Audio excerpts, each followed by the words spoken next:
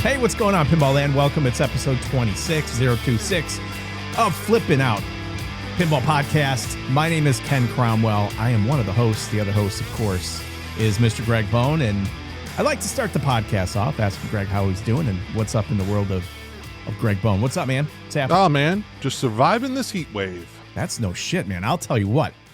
I just got back from Florida. We went on vacation for family vacation.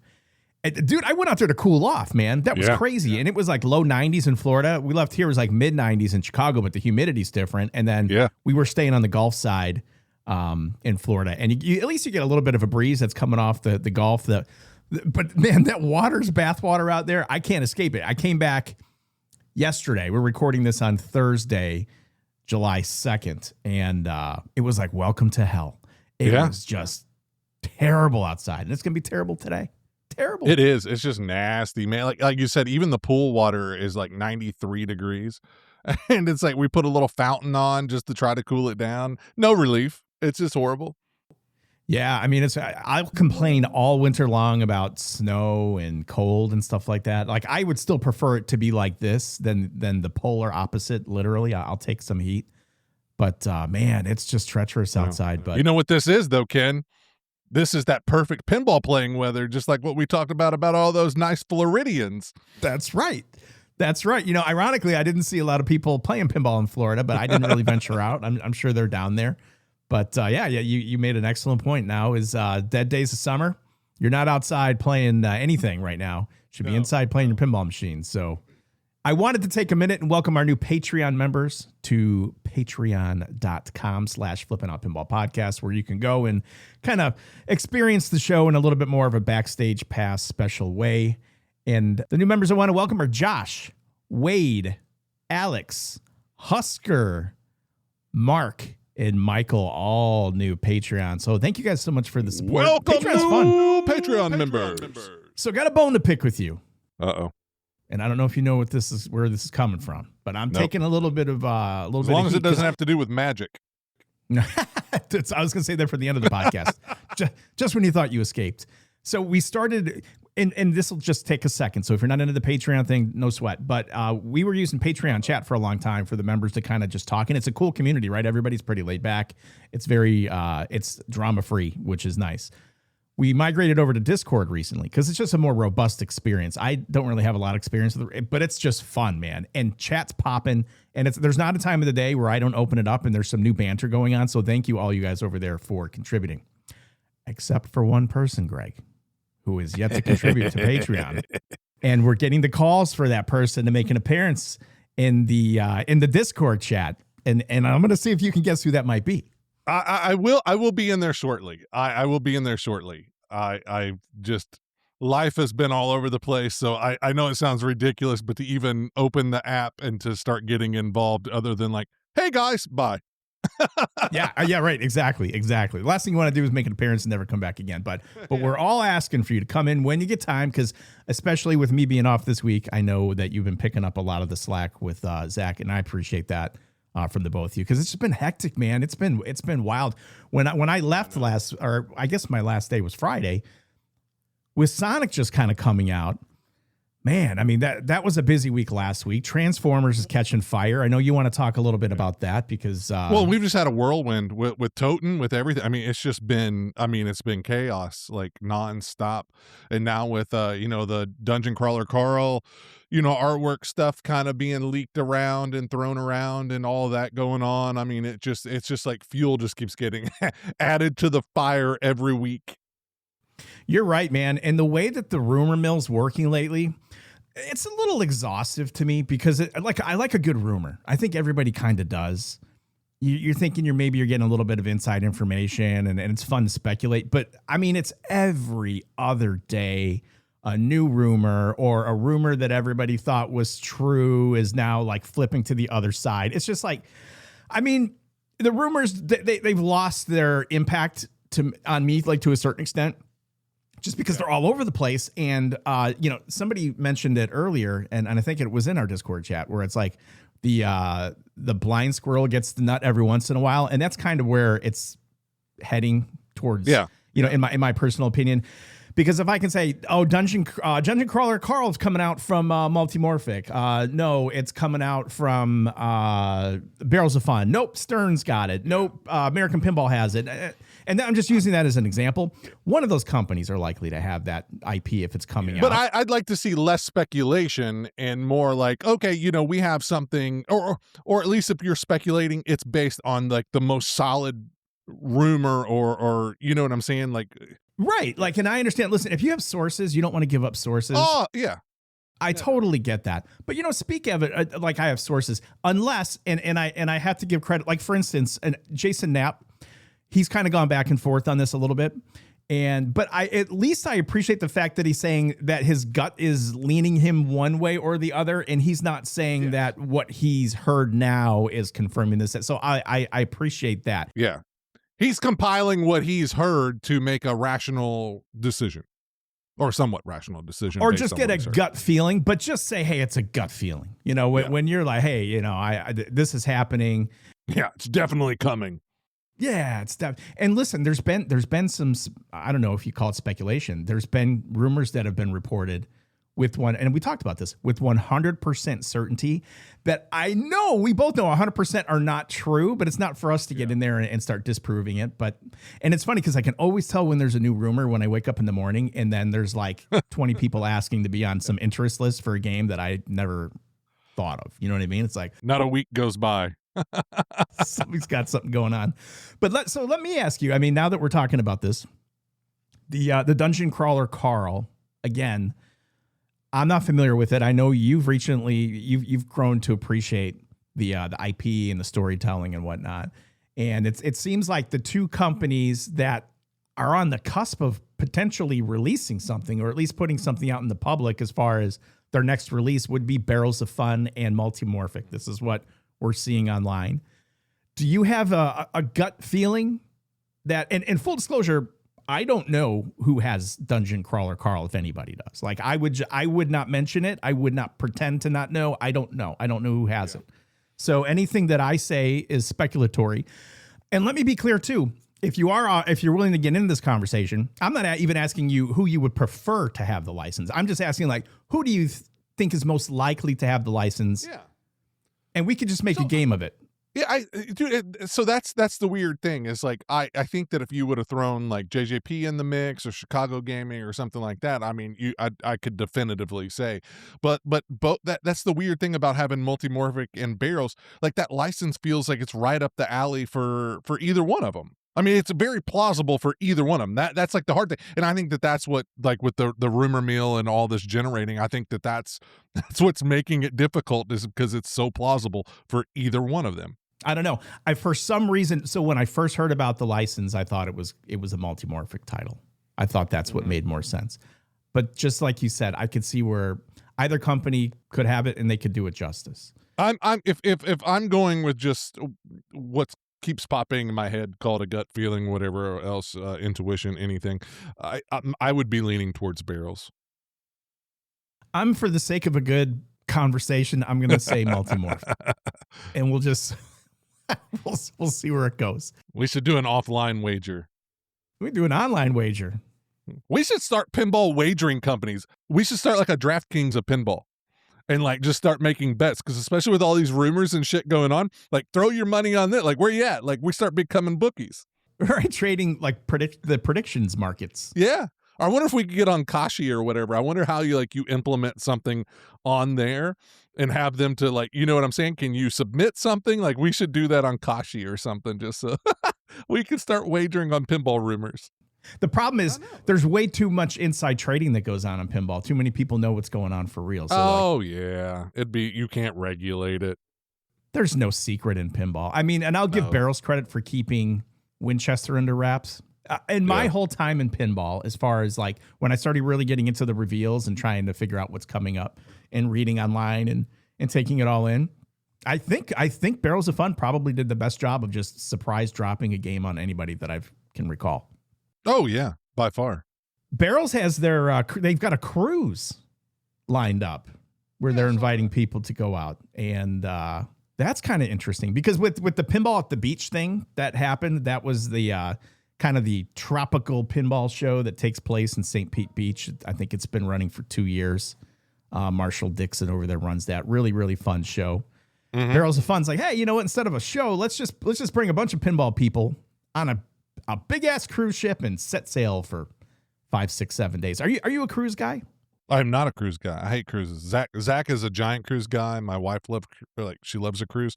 So they literally thought that they had me talked into a cruise, and then the hantavirus came out, and I said, "Yep, see, that's exactly why I don't go on cruises, guys. Yeah, because I'm a germaphobe. Like, I know all the bad shit that goes on cruises.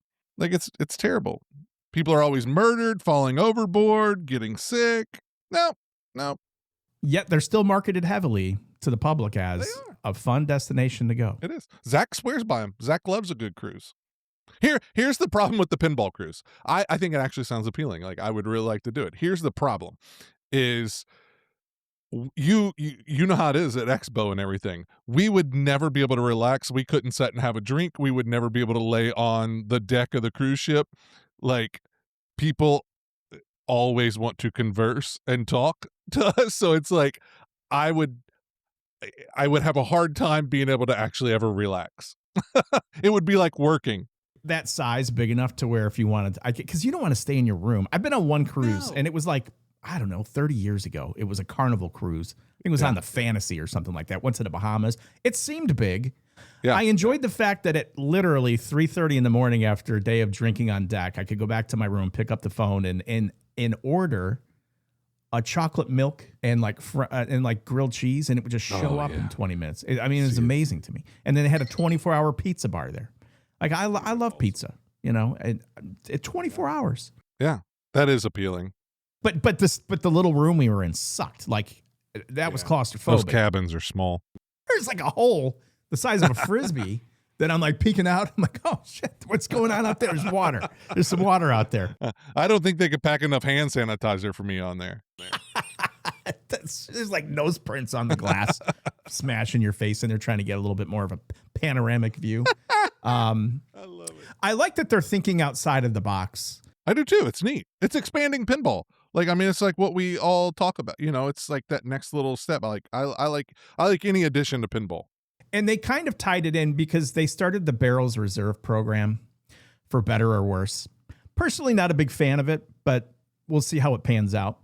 But as part of the Barrels Reserve, you get invited to certain functions on the ship. But they invited everybody that is a pinball fan of all walks of life to please come and celebrate on the deck with them. I think it's going to go over well. Yeah. So surprisingly, I shouldn't say surprisingly, because I wasn't sure. I'm like, a cruise is a big commitment. But I'll tell you what, reading online, a lot of people, already booked. I'm in. I was like, wow, that's pretty fast. Like, I don't know how many. Yeah, there were.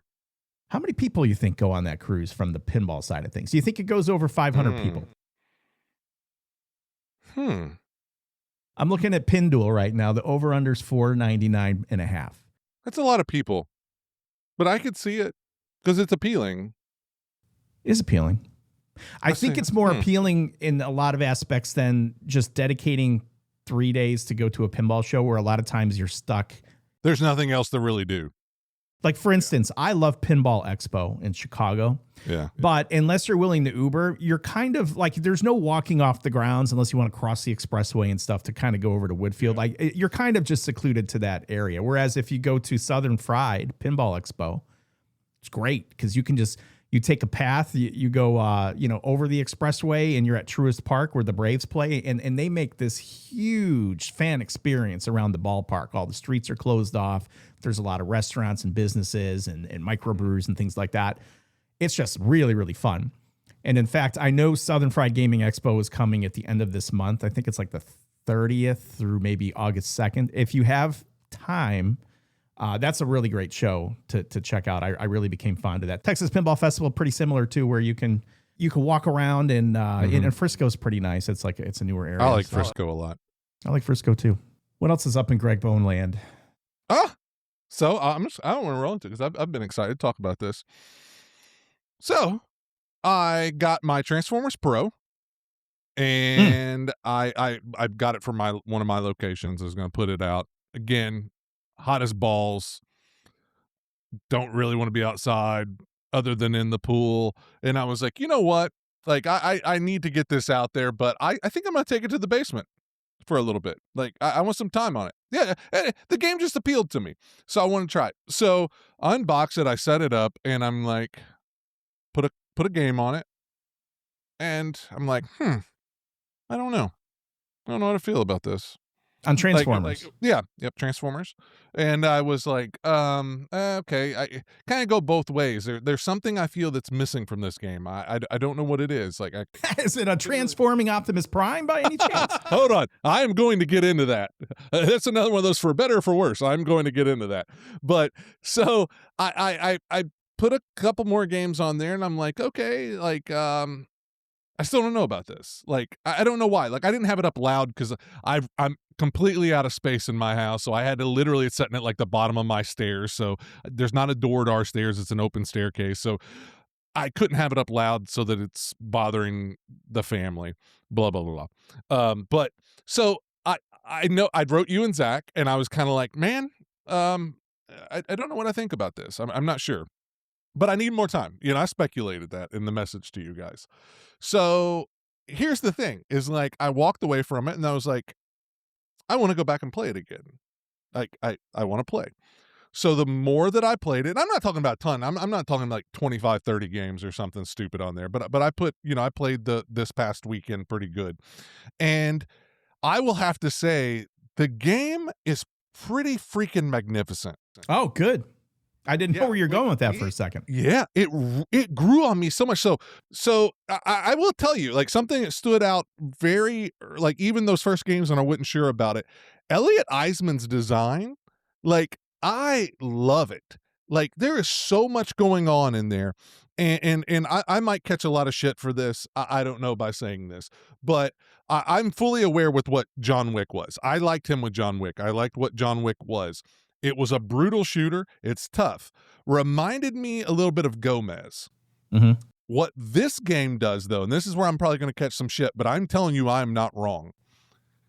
This game, to me, is like the perfect hybrid that if you had Keith Elwin and George Gomez team up on a game. Because it has some unique, fun, wonderful shots, like shots just packed into this game. But, if you don't hit some shots clean, you kind of get a little bit of that Gomez rattle. But it is a good game. And Elizabeth's Code, I mean, like what people said, I mean, it's already started off, what did it ship at it? 0.85, something around there. I don't know off the top of my head. But here's the thing is, like, this is a complete game. It needs polishes to make it, to liven it and brighten it up. But this is the most complete code package that I've seen in a long time come out of any company. And, it's like that basic great 90s feel to this game. Like her code is just spot on. It varies a lot, so it doesn't feel like you're doing the same thing over and over again of just hit the flashing shots, hit the blue arrows, hit the yellow arrows. It varies quite a bit. And I think that this game would be one of the biggest hits in a long time for Stern if it wouldn't have been muddled by the Optimus Prime. Okay. And, like, and I'm going to get into that in a second, but something that I'm adamant about that I want to fully express is, and I don't know Elliot at all. Never met him. I'd obviously like to, but I don't want, like, I hope that Stern keeps him around and keeps giving him opportunities, because I know John Wick wasn't, a massive success. Transformers, like you said earlier, is picking up steam. I think it's a great game. I hope sales do pick up on that, because I don't want either one of these games to be a reflection of the sales be a reflection of his designs. Because I think he is a really damn good designer, and I want to see him continue to make pins. Well, when John Wick came out, and I'll ask you, because at that time I was working for a pinball company, so like I wasn't really paying too much attention as to what was happening from a lot of the feedback with John Wick. Do you think that game held back because of design, or do you think it was held back initially because of lack of code? I know the whole gun gate thing, like I get that, but it seems like this poor guy, and I say Elliot, there's always like one like exploited thing that happens with this guy's releases, with the whole gun gate where, hey, there's no guns anywhere on the artwork on John Wick. And there was a little bit of an uproar here on Transformers. We have, hey, this Optimus Prime, he's static, he's not moving or anything. And from Wick a design standpoint, I've shot John Wick like 5 times. Yeah. I thought it was fine.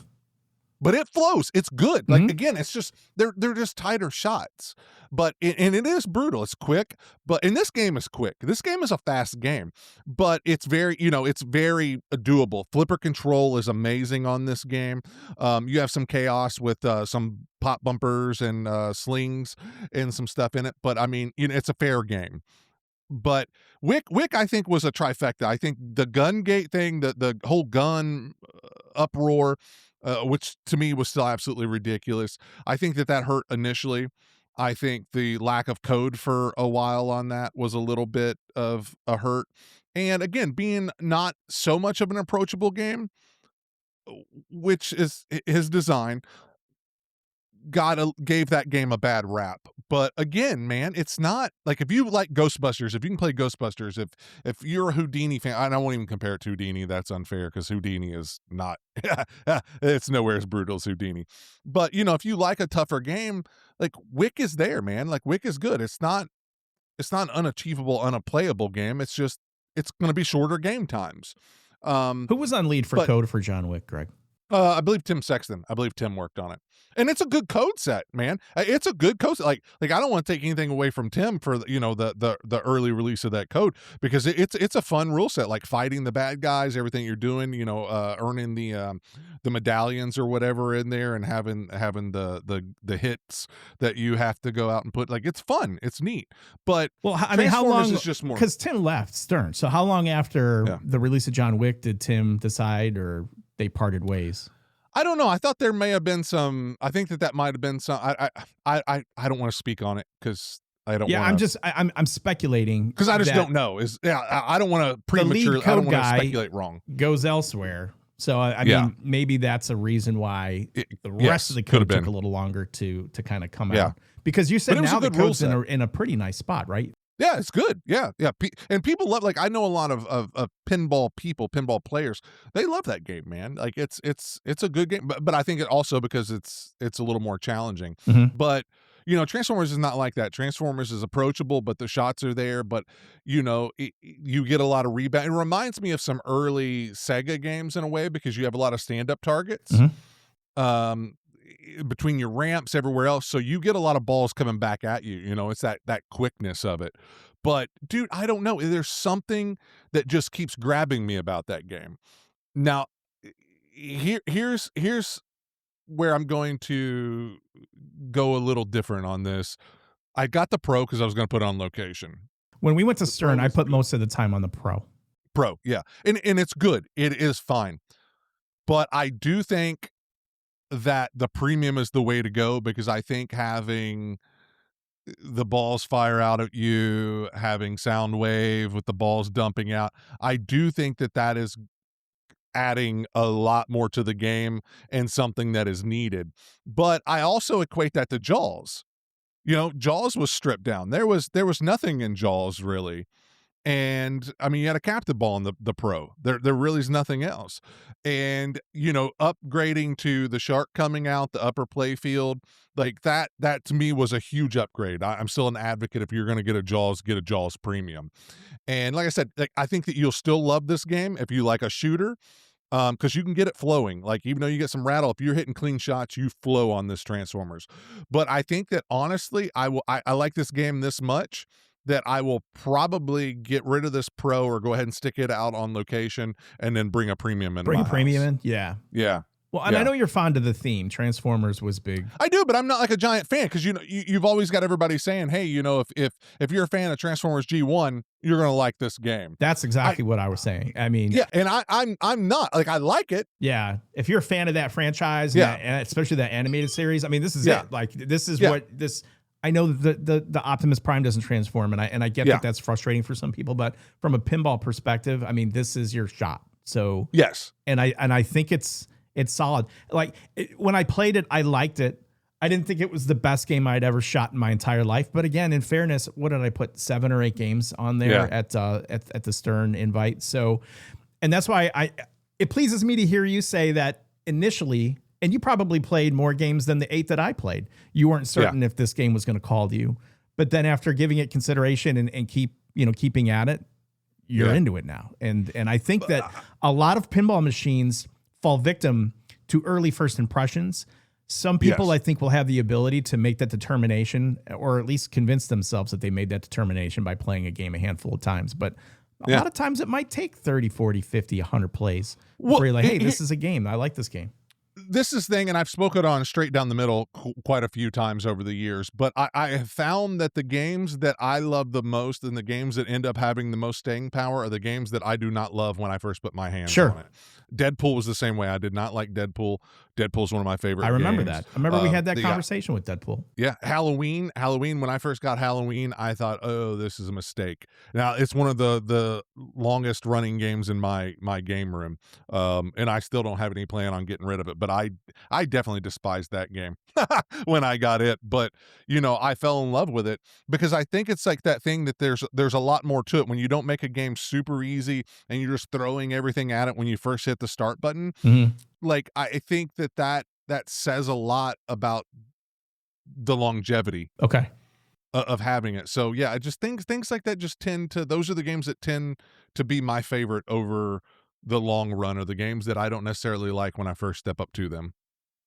I noticed this too. Like, for instance, when my kids were younger and they were getting into video games, we would pick up some real easy video games for kids to play. Like, even like crazy versions of Sonic the Hedgehog that were terrible games. Like, nobody liked these games. And when you pick up and you play them because they're easier, it's like they're terrible. But after playing them for a while and getting into the rhythm and advancing, they become semi-addictive and actually more, not even tolerable, but fun. Yeah. Well, and that's the good... almost to that thing, like I said, like this game is approachable, right? But it's not like super easy where I'm just hitting every shot when I flip a flipper, and the code, everything else. It's one of those addictive things to where that like I'm like, okay, I know I can do better. Oh, I know I can get to that mode. Oh, I know I can get more points in that next mode. Like it's like on the cusp every time you feel of like achieving greatness with every game. So like that's the part I think that appeals to me the most. But yeah, I was taken by surprise on this, and I haven't had anything like that since King Kong, which you both know that we love the shots. I love King Kong. I'm sad to see that game go, actually. I don't even want to say it's underrated because I think it does well and it's sold well and people like it, but I don't think it gets the appreciation it does not fully that it deserves. No. And this game is not. And like, listen, I will eat crow to an extent. I do think the Optimus Prime would have been obviously the better choice. I think it would have added a lot to this game. I think especially if you stripped everything else off and you at least had Optimus Prime on the Pro, that would have really added to that game. But I will stand behind that if you like a game that shoots, you like a good rule set, even the Pro is still, this is a great game. And the assets, I mean, they're great for that animated series. That's the way to go. It's funny too, because you'll even hear people right now in the current state of the game saying, oh, Pro's the way to go. Pro's the way to go. You don't need all that extra stuff. It's the Pro. It's like, well, if you don't need all that extra stuff, then why are we complaining about a transforming Optimus Prime? Because he's not going to be transforming on the Pro either. But the one thing I wasn't really thrilled on the Pro for me, specifically, were some of the plastics, like in the lower, like I forget what plastic it was. Oh, it's the dinosaur and then Soundwave. Yeah, the Soundwave plastic on the right, it just seems so large to me that it's like that was we're not on video. But so I wish I could give this person credit, but I don't know their name, and I think it was on Pinball Enthusiast. It was on some Facebook page. There is a set, I can't remember. I'll take pictures of it, and we'll post it on our Facebook. But if you grab a Pro, already picked up a set, it's a 6 set of G1 Transformers figures, and they fit perfect into the game. They're fully articulating for the most part, not all of them, but most of them are fully articulating. Are these cake toppers by any chance, or are they? No, way nicer than cake toppers. I'm Like, just these checking. look good. Because if somebody were to remarket those as cake Yeah. toppers, then people would be complaining that people are putting cake toppers. Yes. No, these like you assemble them a little bit. It's kind of like you know, an upgraded Happy Meal or Wendy's. So you know how you assemble some of that stuff. Like it's like that, but they look very good. They're spot on. Like they fit the game. $50. Yeah, because I would rather figures. see a static sculpt of Soundwave instead of the flat plastic of Soundwave. Oh, 100%. That's why I bought it immediately. Yeah. So if you can mod that out and it's a kit and you don't have to pay $9,000 for like an upgrade kit, like that's pretty cool.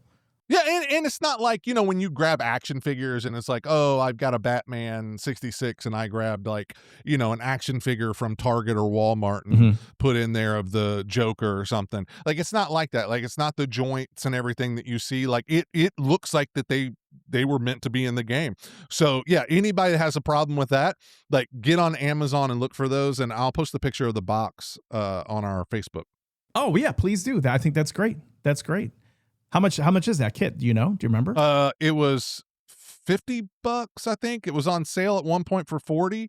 But yeah, 50 for 6 action, like amazing. Okay.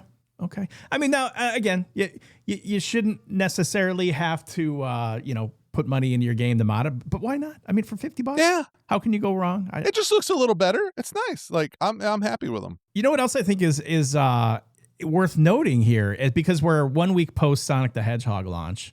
And we're kind of leading into the show with your feedback on Transformers. Sonic the Hedgehog, Joel and Jared just streamed this yesterday for Flipping Out Pinball Streaming. And I did not get a chance to see the stream because we were traveling yesterday coming back home. And by the time I got back, I was just like out. So I plan on watching it today. I'm assuming the stream went well because I haven't seen anybody on the internet really melting down about it. So that's kind of nice. But that's another game that's getting traction. And as we kind of predicted, as more and more people are playing it, I think more and more people will get a better understanding as to what the game is about. Because even when I started watching a little bit of the Joel and Jared stream this morning, and when you get that top 2D view, that flattened view of the playfield, it is very difficult to understand what's happening between the upper and the lower because that upper playfield is clear. It's very difficult to understand. You almost need almost like a 3/4 player's perspective camera angle to kind of give you a better separation of the upper and the lower. But I'm hearing really good things about Sonic. The upper playfield, which was a concern for many, I think is people are starting to understand that's got a little bit more of a mini game appeal than most upper playfields do. There are several shots you can trap up on that upper playfield, and it's not terrible to be up there. And some would even say, Greg, it's kind of fun to be up in the upper playfield. But I don't know what you've been reading online, but my Facebook, unfortunately these days, my personal page, I don't go on my personal that much.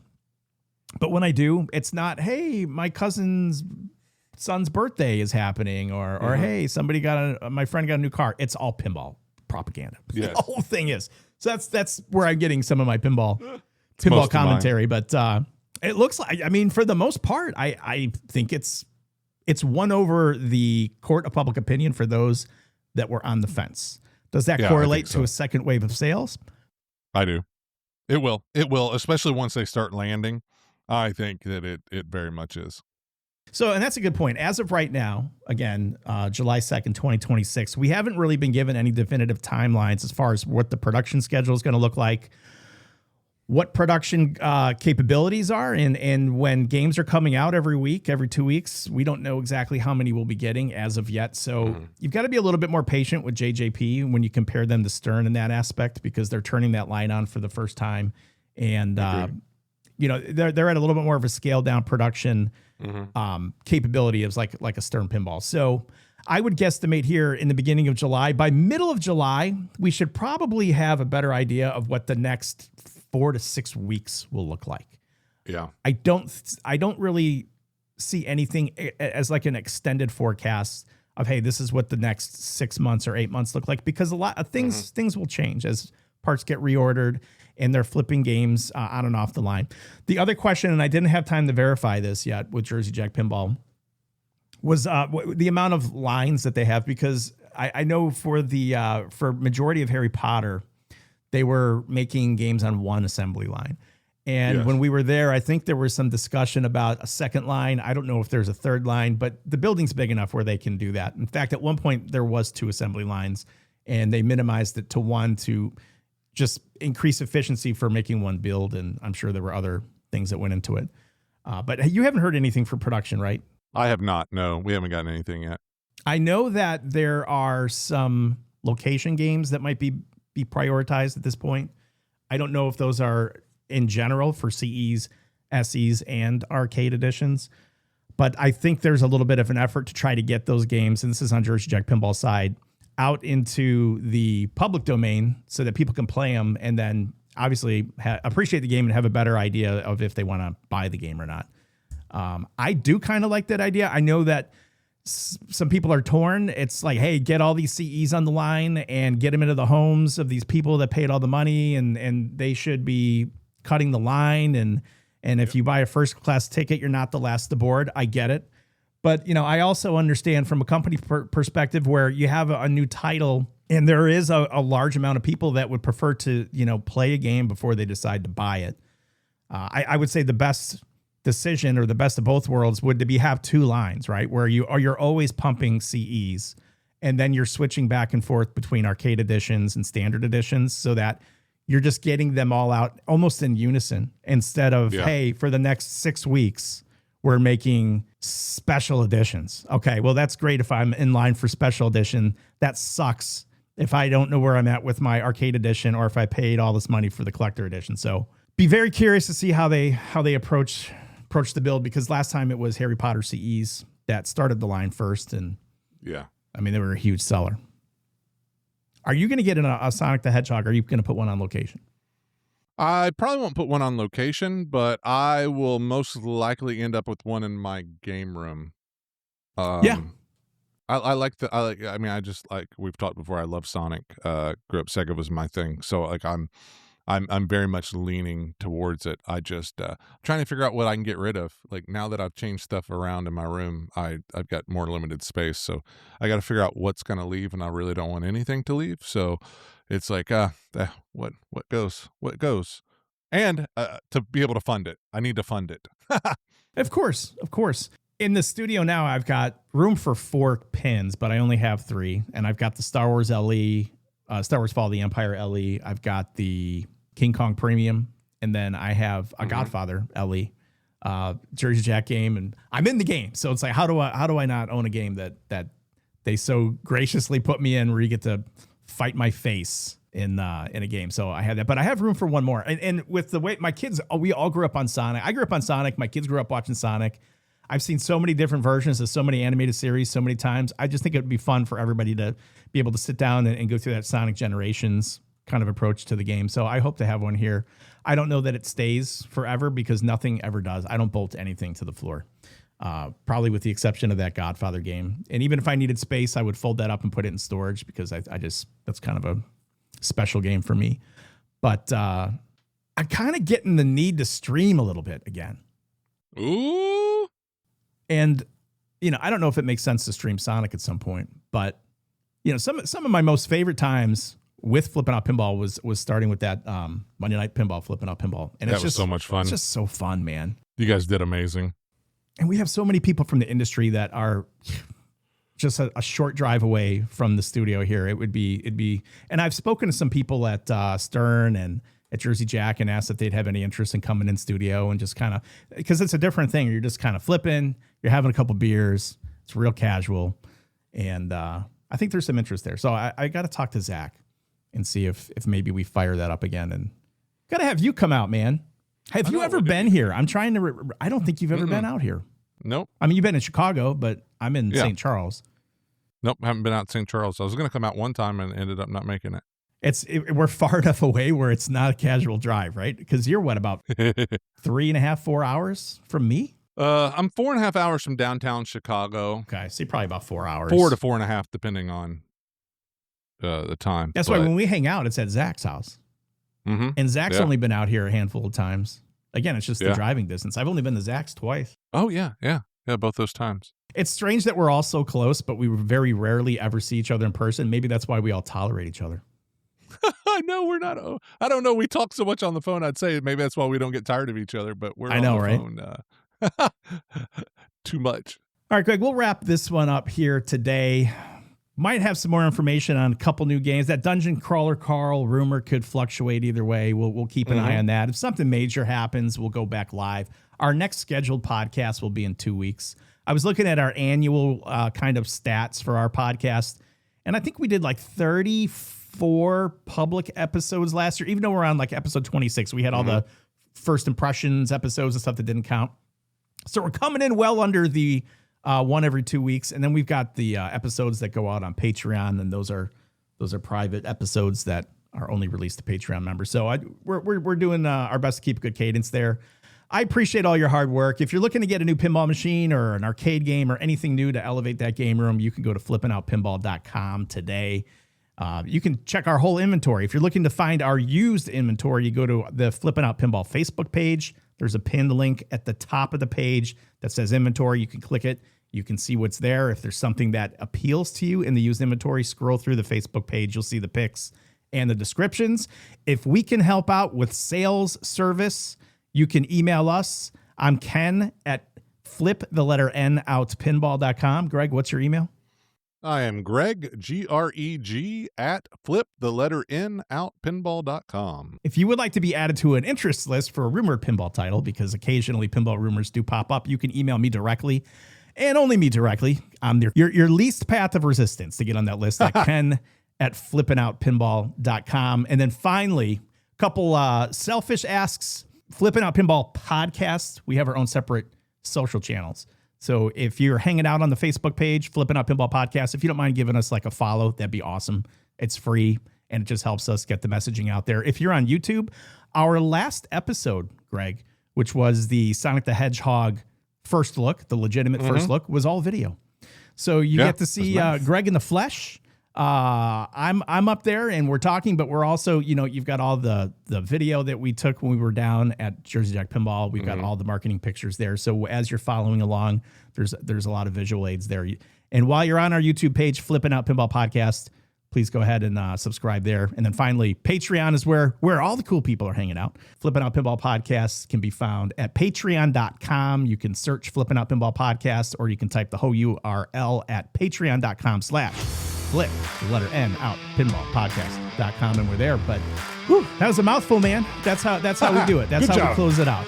Appreciate it, man. For Greg Bone, I am Ken Cromwell. Don't forget to take some time out of your day and play some pinball. So long, everybody.